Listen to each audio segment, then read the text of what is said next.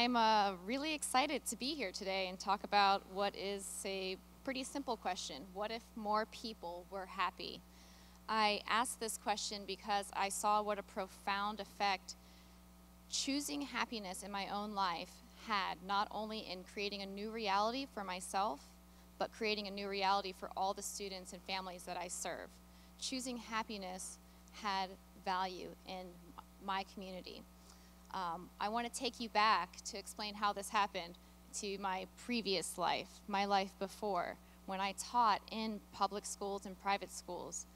That was a life where I complained about my job, where I watched a lot of people complain about their jobs. I watched a lot of people unhappy. I watched kids unhappy. I was confused because what I felt was happening in schools is that we were holding sacred compliance and obedience. And I saw kids valuing themselves as, oh, a good child does what they're told to do, and bad children do not do that. And I felt like we were missing the point. John Lennon, in the next slide, talks about this, and this really hits home for me. What do we actually want for our kids? I was thinking that I'd rather have self-actualization be honored in schools and help kids develop a sense of meaning and purpose in life. So after 6 years, I walked away. I said, if this is what education is, I will not be a part of it. But in my 20s, my whole definition of my being was I'm an educator. So where did that leave me? Depressed, utterly and completely depressed. I didn't know who I was anymore.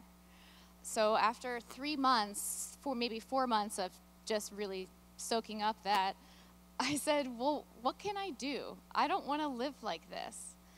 I made a choice, and that choice was to think about what drives me, like what brings me energy.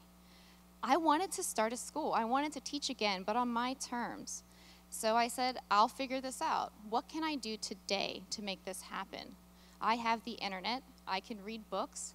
I can research what other alternatives are out there and get started.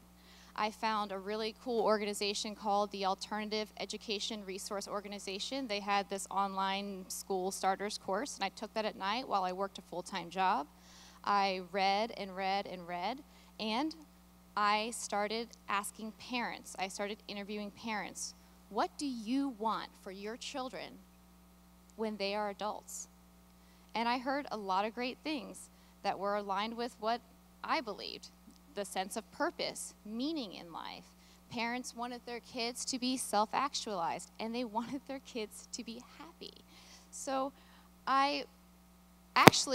one thing I actually never heard, and I want to say this because it just drives the point home, no parent ever told me, gosh, Nancy, when my kid grows up, I just want them to do what other people tell them to do without question.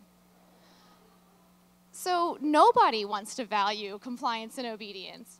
And I found myself 6 months after I left education as I knew it, starting my own LLC, a homeschool enrichment center for just a few families.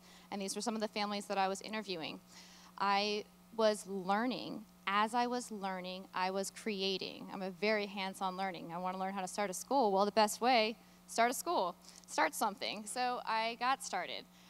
During that time, I found Logan's talk. You may have seen this. It has gone viral this past year. It's been recently recirculated. But Logan, 13-year-old Logan, does a TEDx talk, and he says in his talk, people ask, what do you want to be when you grow up? And Logan goes, I want to be happy. Simple as that. But then Logan does more than that. He decides to study and research happiness. And he finds that this is something that you have to actually actively practice.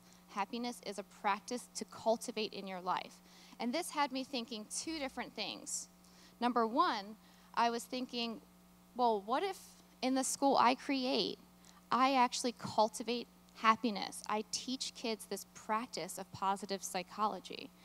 And number two, I'm realizing that as Logan is happy hack schooling that he states, he's actually creating shareable value in the world.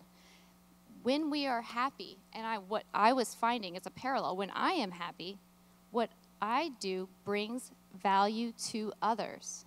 So why aren't we actually cultivating this in schools? I have to stop here for a minute because I want to actually explain what I mean by happiness. I'm not talking about that glass of wine you have at the end of the day after a long, hard day's work.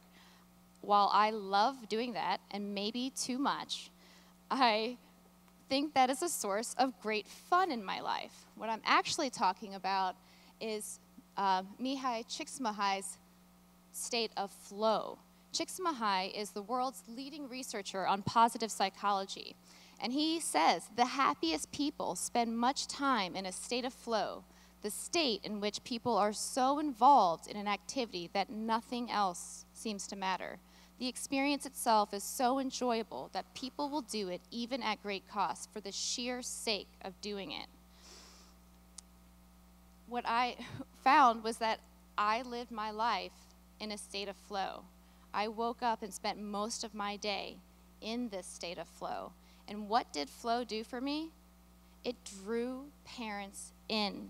People were drawn to me. They wanted a part of it. The parents wanted my life for their children.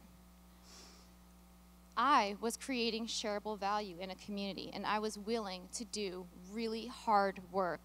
The biggest question I always get, how do you just start a school? I don't know. I was 30 at the time just trying to figure it out. But you know what? You can figure anything out if what you're doing means that much to you. You can figure out bookkeeping, accounting, legal documents, setting up all the inspections to actually get this school to be recognized by the state. I did it because it meant something to me, because I was in touch with my flow. So I was happy. Last August, I opened a school for 12 students, and I didn't really know what I was doing. It was a little messy in the fall until I continued. I'm still learning every single day. I found this incredible model in Manhattan called the Agile Learning Center, and I realized that I could now have a system to create flow for my kids. What we do is we take best practices in businesses. We look at healthy business cultures, cultures that promote a sense of creativity, innovation, that have collaborative systems of learning. And this can happen in schools as well. So I implemented this, and now I get to go to a job every single day where I get to see kids totally engaged in science projects, excited to learn in their flow. I get to see kids playing chess in the zone as they try to figure out their next chess move. I get to watch girls start their own girl band and spend hours writing music and composing and practicing. And I think, what if more kids grew up like this? What if more people spent their time in their flow? Would they be focused on hurting others? Would they be coveting things that they don't have? Would they be focused on what they don't have? I don't think so. I think that they would be creating more shareable value everywhere they go that would have a ripple effect of change. And I just want to share this call to action. If you are not happy with your reality right now, what can you do about it? Peter Drucker says this wonderfully. The best way to predict your future is to create it. So what do you want to create? Thank you.